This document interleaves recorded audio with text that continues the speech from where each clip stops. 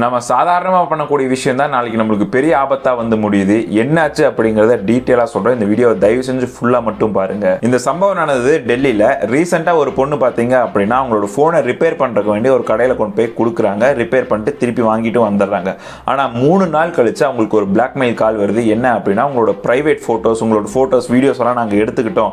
So இதை வந்து நீங்கள் எனக்கு பணம் கொடுக்கணும், இல்லை அப்படின்னா இதில் நெட்டில் அப்லோட் பண்ணிடுவேன் அப்படின்னு சொல்லிட்டு பிளாக்மெயில் பண்ணி மிரட்டி ஒரு கால் வருது. இந்த பொண்ணு அதுக்கப்புறம் போலீஸ் ஸ்டேஷன்ல கம்ப்ளைண்ட் பண்றாங்க. ஆனா போலீஸ் ஸ்டேஷன்ல கம்ப்ளைண்ட் பண்ணதுக்கு அப்புறம் தான் பயங்கரமான விஷயம் வெளியே வருது. என்ன அப்படின்னா இந்த ஒரு பொண்ணு மட்டும் பாதிக்கப்பட்டவங்க கிடையாது, கிட்டத்தட்ட 350 விக்டிம்ஸ் இருக்காங்க இதுல. எஸ், 350 பெண்கள் பாதிக்கப்பட்டிருக்காங்க. போனை சர்வீஸுக்கு கொடுத்து அவங்களோட பர்சனல் டேட்டாவை திருடி அவங்கள பிளாக்மெயில் பண்ணதுல. ஸ்ட்ரேஞ்சரை நம்பி உங்களோட மொபைலை ஒரு முகம் தெரியாத நம்பர் கிட்ட சர்வீஸுக்கு கொடுக்குறீங்க அப்படின்னா உங்களோட செட்டிங்ஸ்ல ரிப்பேர் மோட ஆன் பண்ணி வச்சுக்கோங்க.